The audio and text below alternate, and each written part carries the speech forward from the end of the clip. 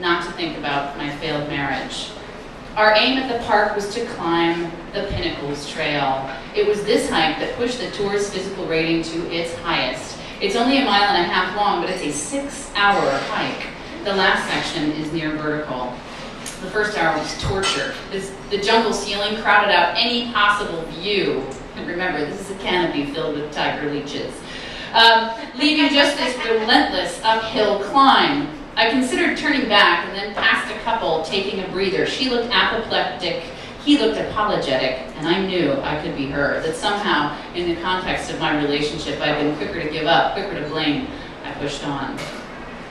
The end view was the Pinnacles, otherworldly stony outcroppings that topped a nearby peak. Truth be told, it wasn't much, but the feeling that I'd accomplished something left me triumphant. Mulu also boasts the world's most extensive cave system. We explored several, and while I can appreciate the magnitude of time represented by stalactites and stalagmites, I can't say they do much for me. Until the sunset show came. Yes, Virginia, there is a bat cave. Deer Cave is home to some 12 different species of bats, and each night at sunset, anywhere from 2.5 to 3.5 million of them come swirling out of its interior. I shot more photos of this creepy spectacle than anything else I saw on the trip. Bats terrify me, so ingrained in my psyche, like a leech, so flying rodents, so upside down. There was power in watching from a safe distance as the bats spilled from the cave in search of food that was not me.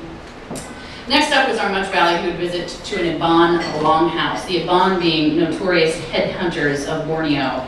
The culture shock was extreme. As we pulled into the dock labeled Scandies, the caterwauling of hundreds of chickens greeted my ears. I wondered what daybreak must be like.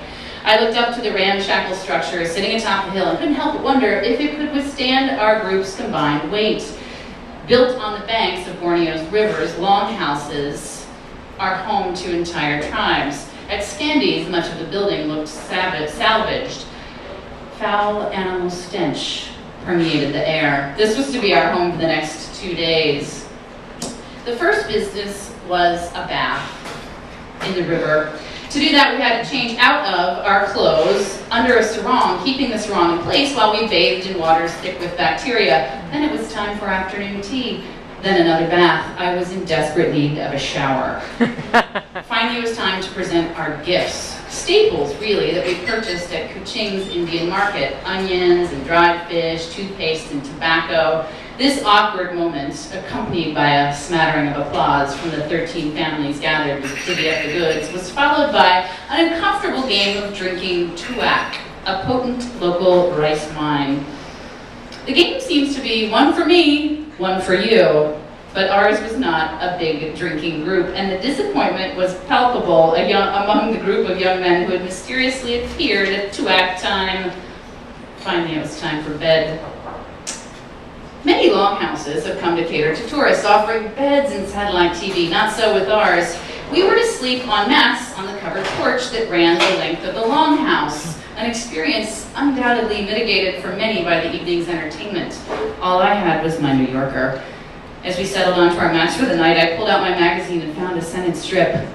I lay as still as I could, alternating inhales of the magazine's green tea and Scandies eau de coeur.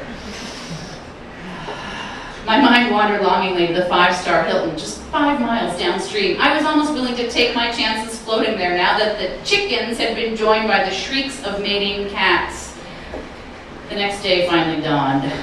Most of us went down to the river where the smell was severely lessened. After vigorously applying DEET, however, I realized I was completely unsatisfied. I had not come to Borneo to hang out with other Western travelers that I was not sleeping with. So I sought out Chief Unsa.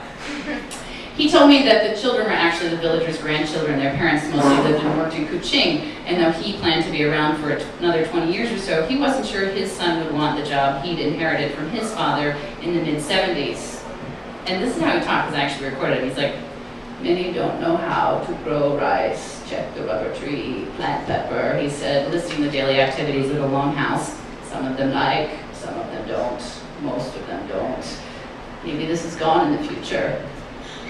And then he fixed me with this huge smile. I looked at the children running and playing and splashing in the river. Though some of them rarely saw their parents, I could think of far crueler forms of daycare, which isn't to say that country life doesn't have its drawbacks. In addition to the aforementioned constant howling from the coops, diseases like leptospirosis, dengue fever, and malaria take their toll. Our last day was free. So I headed off solo from Kuching to Baiko National Forest, another boat ride away. It wasn't until I stood at the base of the jungle path into Baiko that I realized I brought no sunscreen, and flip-flops might not have been the optimal choice for footwear. I wasn't even sure I could get back in time to make the last boat out. Had my former soulmate been nearby, there would have been a fight. Fuck it, I thought, I'm going in. Instant reward. The jungle seemed snatched from The Hobbit. Gnarled roofs lined the path where impossible ferns grew to enormous heights. When I emerged from this Dr. Seuss-like rainforest, I found a bizarre moon-like surface. I even made it back to the base on time, but there was just one problem. Standing between me and the boat I needed to get on was a wild boar. Wild boars are enormous and grunt, well, like pigs, like giant, terrifying pigs. I stood motionless as possible till he was finished with his feast of garbage cans. After he slowly slumbered off, I ran for the dock just in time to catch my ferry. Despite realizing I would be voted off survivor in the first episode or saved to sacrifice in the crucial final challenges, I will always have with me Unsa's words. The lifestyle nowadays always changes. I have to change too.